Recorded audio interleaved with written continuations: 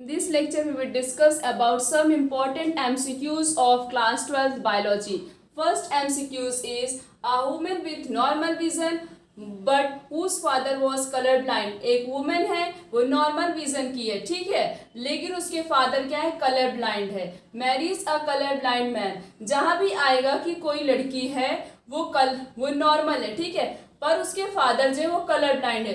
तो हमेशा याद रखना, जब उसके फादर कलर ब्लाइंड होंगे तो वो जो लड़की होगी वो उस डिजीज के लिए क्या होगी, कैरियर होगी. तो इसमें जो वुमेन है वो क्या हो गई, कैरियर हो गई. उसने शादी किससे की है, कलर ब्लाइंड मैन से. Suppose that the fourth of this couple was a baby. This baby, उनका जो बेबी हुआ है वो किस टाइप का होगा, ठीक है, हमें ये बताना है. मैन क्या है, कलर ब्लाइंड है.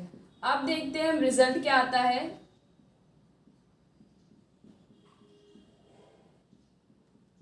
इसमें रिजल्ट क्या आया, डॉटर क्या हुई, कैरियर, ठीक. एक सन क्या है, नॉर्मल, और एक डॉटर कैसी है, कलर ब्लाइंड, और एक सन भी क्या है, कलर ब्लाइंड. तो ऑप्शन क्या होगा, मे बी कलर ब्लाइंड और मे बी नॉर्मल. नॉर्मल भी होंगे और कलर ब्लाइंड भी होंगे, इसीलिए हमारा करेक्ट आंसर क्या होगा, ए.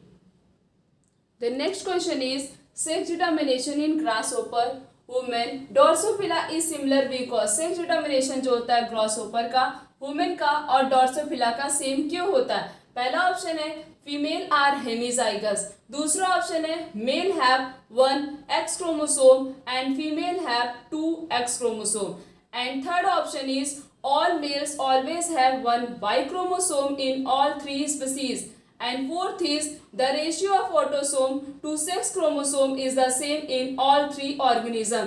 सेक्स डिटर्मिनेशन का ग्रासहोपर में जो होता है वो मेल का एक्स वाई होता है, फीमेल का एक्स एक्स. यही वुमेन में भी होता है, यही डॉर्सोफिला में भी होता है. तो मेल के पास एक क्या है, एक्स क्रोमोसोम है, फीमेल के पास 2 एक्स क्रोमोसोम है. इसलिए हमारा करेक्ट आंसर क्या होगा, B, that is male have 1 X chromosome and female have 2 X chromosome. The next question is hemophilia is mentioned as a trait carried by the mother and passed to her son.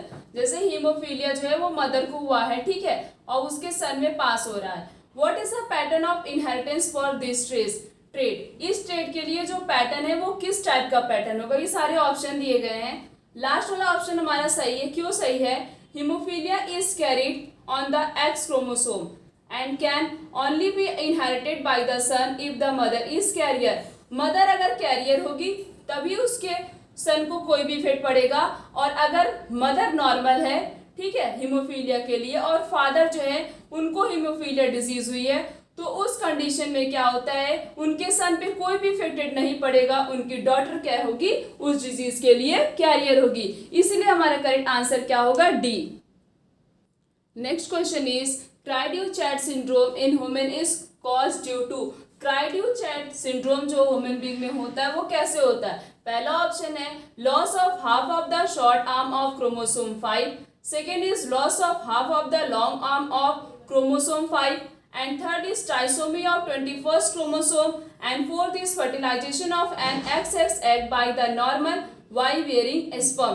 क्राइड्यू-चैट syndrome में होता क्या है, chromosome loss हो जाता है, short arm का formation हो जाता है, और कौन सा क्रोमोसोम लॉस होता है, 5 नंबर पे क्रोमोसोम जो प्रेजेंट होता है वो लॉस हो जाता है, और जो उसके क्रोमोसोम के मतलब स्ट्रक्चर होता है वो क्या होता है, शॉर्ट आर्म का फॉर्मेशन करने लगता है. इसलिए हमारा करेक्ट आंसर क्या होगा, ए.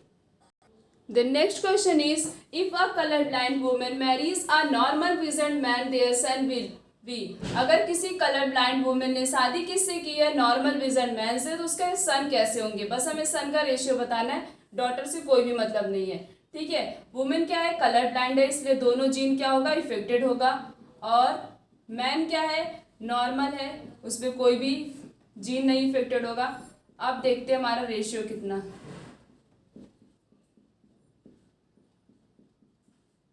इसमें क्या होगा, कलर ब्लाइंड सन. सन क्या होंगे, सारे सन कैसे होंगे, कलर ब्लाइंड, और डॉटर कैसी होगी, कैरियर होगी. क्यों, क्योंकि यहाँ पे इसकी मदर कलर ब्लाइंड थी. अगर फादर कलर ब्लाइंड होते तो डॉटर को कुछ, अगर फादर कलर ब्लाइंड होते और मदर जो है वो भी कलर ब्लाइंड होती, तब जाके डॉटर भी कलर ब्लाइंड होती, ठीक है. अगर मदर नॉर्मल होती और फादर कलर ब्लाइंड होते तो डॉटर कैसी होती, कैरियर होगी। तो इसके पापा को कोई इफेक्ट नहीं पड़ा, तो इसलिए डॉटर भी क्या एकदम ठीक ठाक, उसे भी कोई इफेक्ट नहीं। इसकी मदर कलर ब्लाइंड थी, इसलिए उनके सन कैसे हुए, सारे कलर ब्लाइंड हुए। इसलिए हमारा करेक्ट आंसर क्या होगा, C, that is all son are colour blind. The next question is F2 generation in the Mendelian cross should that the both genotypic and phenotypic ratio are same in, that is 1:2:1. It represent a case of F2 generation जो था Mendelian cross का, उसको बताता है कि genotypic और phenotypic ratio जो है वो सेम होता है। वो भी कितना होता है, 1:2:1। जीनोटिपिक रेशियो का मतलब होता है जेनेटिक, मतलब जो हमारे इंटरनल एक्सप्रेशन जो हमें दिखाई नहीं देते वो जीनोटिपिक रेशियो हो गया। फिनोटिपिक रेशियो मतलब फिजिकल अपीयरेंसेस, एक्सटर्नल जो भी कोई भी चेंजेस आते हैं डीएनए के बेस पेयर में, वो क्या होता है, रेशियो, मतलब वो फिनोटिपिक एक्सप्रेशन दिखाई देता है। तो उनमें एक जीनोटिपिक रेशियो और फिनोटिपिक रेशियो किस कंडीशन में सेम होते, वो भी कितना होगा, 1:2:1। ये सारे ऑप्शन दिए गए हैं। Monohybrid cross with incomplete dominance, incomplete dominance में क्या होता है, फिनोटिपिक रेशियो और जीनोटिपिक रेशियो दोनों क्या होते हैं, सेम होते, इसलिए हमारा करेक्ट आंसर क्या होगा, D. The next question is a normal vision man whose father was colour blind. Normal vision man है जिसके फादर क्या है, कलर ब्लाइंड है, ठीक है। उसने शादी की है a women whose father was also colour blind. उस लड़की के भी फादर कलर ब्लाइंड है और उस मैन के भी फादर कलर ब्लाइंड होंगे, पर मैन के ऊपर कोई भी इफेक्ट नहीं पड़ेगा, और वो जो वुमेन होगी वो क्या होगी, उस डिजीज के लिए कैरियर हो जाएगी, ठीक है। उसके बाद they have their first child was daughter, उनकी पहली बच्ची जो हुई वो क्या हुई, लड़की है। What are the chances for that child will be colour blind, क्या वो लड़की कलर ब्लाइंड होगी। अब देखते हैं हम क्रॉसिंग करके कि उस लड़की के ऊपर क्या इफेक्ट पड़ता है। फादर उसके क्या है, नॉर्मल है,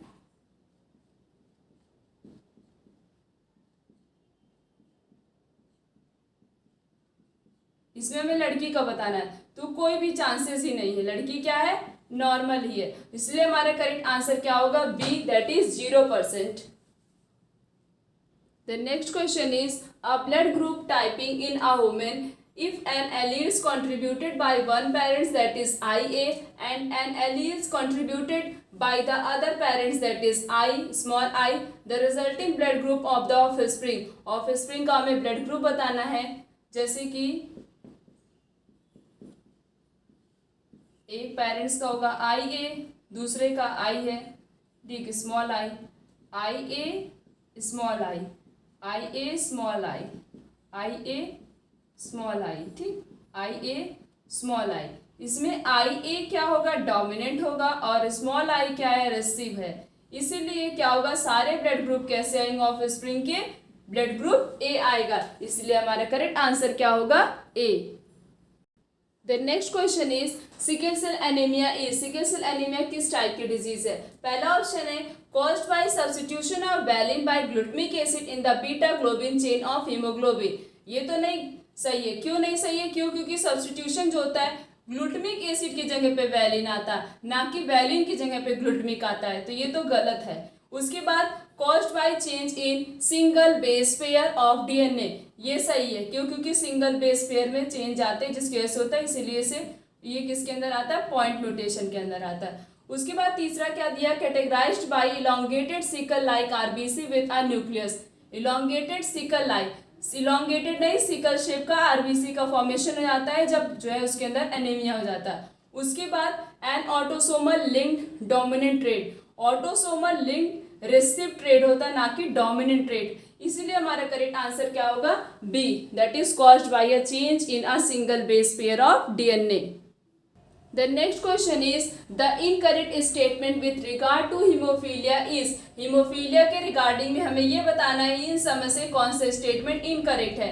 पहला स्टेटमेंट है इट इज रेस्टिव डिजीज, ये सही है। फिर तीसरा स्टेटमेंट है a single protein involve in clotting of blood is affected. Single protein जिसे हम क्या बोलते हैं, कैस्केड प्रोटीन, ये इफेक्टेड हो जाता है जिसकी वजह से कंटिन्यूअस ब्लीडिंग होती है, नॉन स्टॉप ब्लीडिंग होती है, ये भी स्टेटमेंट सही है। फिर तीसरा है it is sex linked recessive trait, ये भी सही है। यहाँ पे लिखा डोमिनेंट, जबकि ये डिजीज कैसी होती है, रेसेसिव होती, इसलिए हमारा इनकरेक्ट स्टेटमेंट कौन सा है, बी वाला, इसलिए हमारा करेक्ट आंसर क्या होगा, बी।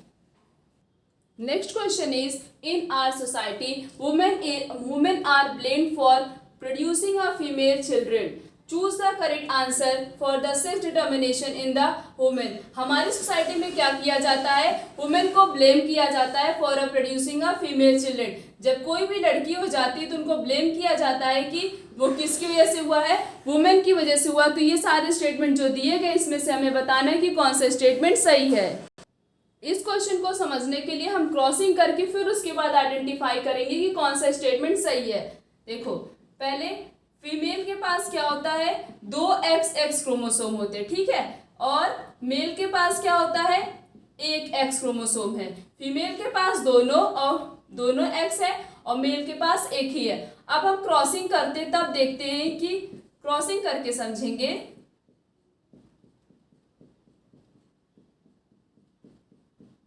50% चांसेस किसके हैं, गर्ल्स के, और 50% चांसेस किसके हैं, सन के, ठीक है।